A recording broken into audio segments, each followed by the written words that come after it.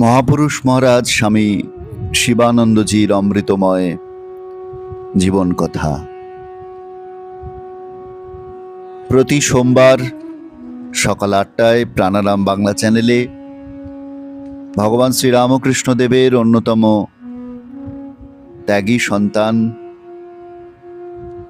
স্বামী শিবানন্দ, যিনি রামকৃষ্ণ পরিমণ্ডলে মহাপুরুষ মহারাজ বলেই খ্যাত, তার জীবন এবং তার কথা অমৃতময় কথা, সেই কথা আস্বাদন করব বলে, সেই কথা শুনব বলে আমরা সকলে একসাথে সমবেত হই। আমরা কখনো মহাপুরুষ মহারাজের জীবনী পাঠ করি, কখনো তার সম্পর্কে যে বিভিন্ন স্মৃতি কথাগুলি রয়েছে সেগুলি শোনবার চেষ্টা করি, কখনো তার বাণীর সংকলন শিবানন্দ বাণী, সেখান থেকে আমরা মহাপুরুষ মহারাজকে, তার কথাকে বোঝবার চেষ্টা করি। কখনো আবার স্বামী শিবানন্দজিকে যারা দেখেছেন তাদের কথা শুনে, তাদের মাধ্যমে সেই মহাপুরুষের জীবনকে বোঝবার চেষ্টা করি, অনুধ্যান করবার চেষ্টা করি। আজকে আমরা মহাপুরুষ মহারাজ স্বামী বিবেকানন্দকে কেমনভাবে দেখতেন, স্বামী বিবেকানন্দ সম্পর্কে তার ভাবনা ঠিক কেমন ছিল, কেমন ছিলেন মহাপুরুষ মহারাজের চোখে গুরুভ্রাতা, শ্রীরামকৃষ্ণের প্রধানতম শিষ্য, জগৎ বিখ্যাত স্বামী বিবেকানন্দ, সেই বিষয়টি অনুধ্যানের চেষ্টা করব। মহাপুরুষ মহারাজের নিজের স্মৃতি, সেই স্মৃতিতে, সেই স্মৃতি কথার মধ্যে নিজেদের ডুবিয়ে দেওয়ার মাধ্যমে। মহাপুরুষ মহারাজ বলছেন, ভগবান শ্রীরামকৃষ্ণ পরমহংসদেবের প্রধানতম শিষ্য জগৎ বিখ্যাত স্বামী বিবেকানন্দের জীবনী ও তাঁহার শিক্ষা যে যতটুকু পরিমাণে চর্চা করিবে, তদ্বারা সে ভক্তি, বিশ্বাস, প্রীতি ও সেবা পরায়ণতার পথে ততটা অগ্রসর হইবে, ইহাতে আর সন্দেহ নাই। 1879 বা 80 সালে আমার শুভাদৃষ্টবশতঃ শ্রীরামকৃষ্ণ পরমহংসদেবের শ্রীচরণ দর্শন লাভ হয় এবং তাঁহার দয়া প্রাপ্ত হই। আমার প্রথম দর্শন কলিকাতায় শিমুলিয়া মধুরায়ের গলিস্থিত পরমহংসদেবের গৃহস্থ পরম ভক্ত ডাক্তার শ্রীযুক্ত রামচন্দ্র দত্ত মহাশয়ের বাটিতে হয়। রামবাবু স্বামী বিবেকানন্দের সম্পর্কে ঠাকুরদাদা হইতেন। স্বামীজির বাড়িও গৌরমোহন মুখুজ্জের লেন, মধুরায়ের গলির অতি সন্নিকটে। সেদিন এক উৎসব উপলক্ষে ভক্ত রামচন্দ্র পরমহংসদেবকে নিজের বাটিতে আনিয়াছিলেন এবং অনেকগুলি ভক্তকেও নিমন্ত্রণ করিয়াছিলেন। পরমহংসদেব এবং তাঁহার তৎকালীন অল্প সংখ্যক ভক্তদের দর্শন আমার সেই দিনই প্রথম হয়। সম্ভবত সেই দিনই আমি নরেন্দ্রবাবুকে, স্বামী বিবেকানন্দকে ভক্তমণ্ডলীর ভিতরে দেখিয়াছিলাম। যাহা হোক, ক্রমে ক্রমে দক্ষিণেশ্বরে যাতায়াত যত ঘন ঘন হইতে লাগিল, ততই পরমহংসদেব ও তাঁহার ভক্তদের সহিত আলাপ পরিচয় হইতে লাগিল। স্বামীজির সহিত ক্রমে বন্ধুত্ব গাঢ় হইতে লাগিল। সেই সময়ে ভক্ত রামবাবুর বাটিতে পরমহংসদেবের তৎকালীন ভক্তদের নিত্যই সমাবেশ হইত। পরমহংসদেবের উপদেশাবলী আলোচনা, তাঁর নিত্য জীবনের আলোচনা, সংকীর্তন ও গীত ইত্যাদি নিত্যই হইত। সর্বদাই পরমহংসদেবের ভক্তমণ্ডলীর ভিতর বাস করিবার বাসনা ক্রমেই আমার প্রবল হইতে লাগিল। ঠাকুর তাহা বুঝিয়া একদিন দক্ষিণেশ্বরে রামবাবু প্রভৃতি অনেক ভক্ত যখন উপস্থিত ছিলেন, রামবাবুকে ডাকিয়া বলিলেন, দেখো রাম, এই তারক তোমাদের বাটিতে থাকিবে, সর্বদা আমার ভক্তদের সঙ্গ করিতে বড়ই উৎসুক। রামবাবু তথাস্তু বলিয়া আমাকে সেই দিন হইতে তাহার বাটিতে থাকিতে বলিলেন। আমিও সেই দিন হইতে তাহার বাটিতে থাকিতে লাগিলাম।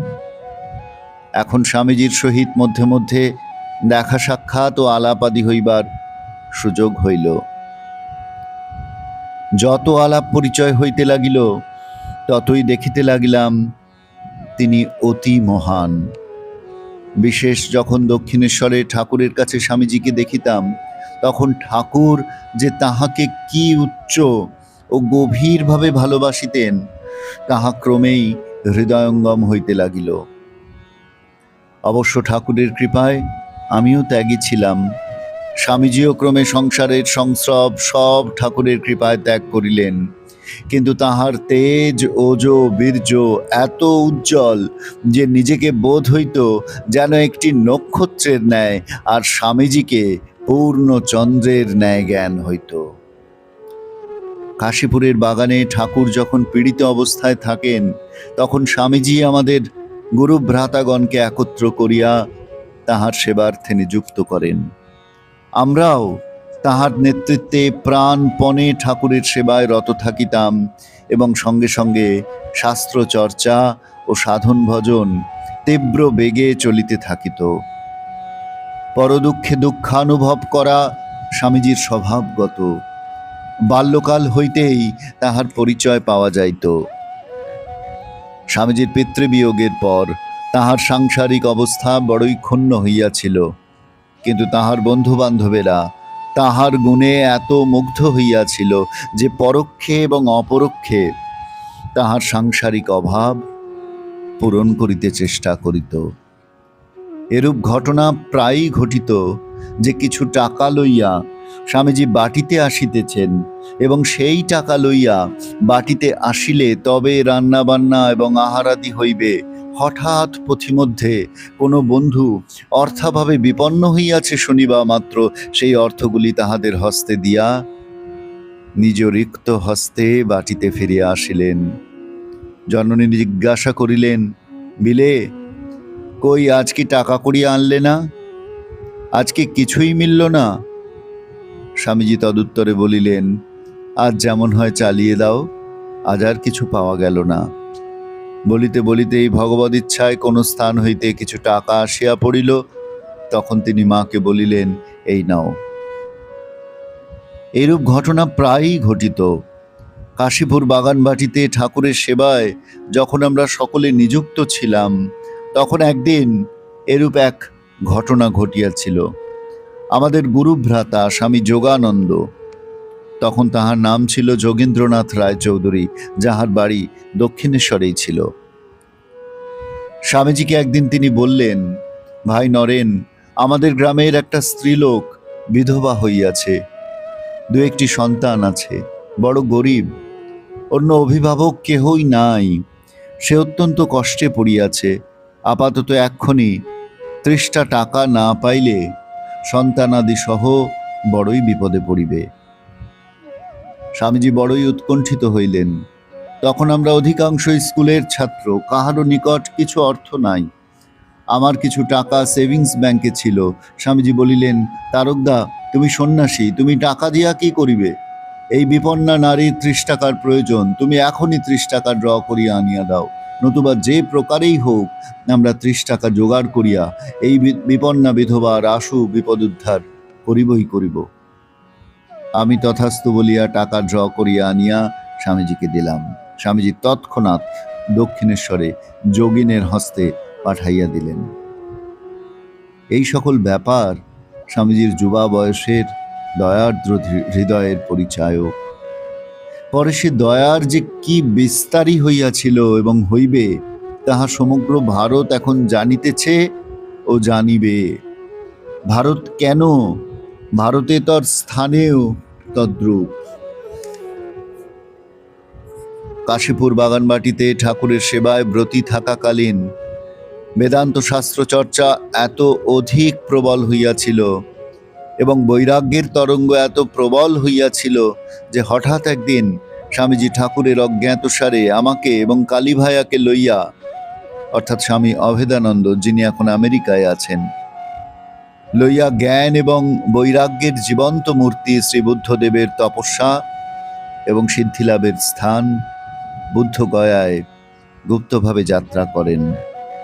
তথায় পৌঁছিয়া বুদ্ধদেবের সিদ্ধাসন উপরি উপবিষ্ট হইয়া গভীর ধ্যানে মগ্ন হন। আমরাও তাহার দুই পার্শ্বে ধ্যান করিতে বসি। খানিক গভীর ধ্যানের পরে স্বামীজি হঠাৎ বালকের ন্যায় ফোঁপাইয়া পরে উচ্চ স্বরে কাঁদিয়া উঠিয়া আমাকে জড়াইয়া ধরেন, পরে আবার ধ্যানে মগ্ন হন। অতঃপর ভূত্থান অবস্থানে ঐরূপ রোদনের কারণ জিজ্ঞাসা করিলে বলেন, ধ্যান করিতে করিতে আমার মনে আসিতে লাগিল জ্ঞান লাভের আশায় সেই মহাগুরু বুদ্ধদেব রাজ্য, পিতা মাতা, রানী, রাজপুত্র সমস্ত ত্যাগ করিয়া আসিয়া মহা কঠোর তপস্যা ও সমাধিতে মগ্ন হইয়াছিলেন। আহা, কই সেই মহাপুরুষ, কই তাহাকে তো দেখিতে পাইতেছি না। মনে এই বিরহ চিন্তা আসিবা মাত্রেই ঐরূপ অবস্থা হইয়াছিল। 3 দিবস কাল বুদ্ধগয়ায় ধ্যান, তপস্যাদি ও পার্শ্ববর্তী নানা স্থান দর্শন করত। ফল্গু নদীতে স্নানাদি করিয়া পুনরায় কাশীপুর বাগানবাড়িতে প্রত্যাবর্তন করা হয়। আমরা ফিরিয়া আসিয়া শুনি ঠাকুর স্বামীজির হঠাৎ তাহার অজ্ঞাতসারে কোথাও চলিয়া যাওয়ায় বড়ই অধীর হইয়াছিলেন এবং সন্ন্যাসী ভ্রাতাগণও যৎপরণাস্তে উৎকণ্ঠিত হইয়াছিলেন। ঠাকুরের কাছে সকলেই নিজ নিজ মনোবেদনা জানাইলে তিনি বলিয়াছিলেন, মাস্তুলের উপরে পাখি উড়িয়া উড়িয়া যেমন পুনরায় মাস্তুলেই আসিয়া বসে, তদ্রূপ নরেন্দ্র শীঘ্রই ঘুরিয়া ফিরিয়া এখানেই আসিবে, তোরা চিন্তিত হোসনি। ঠিক তাহাই হইল। 4র্থ দিনেই আমরা সকলে কাশীপুরে উদ্যানবাটিতে ফিরিয়া আসিলাম।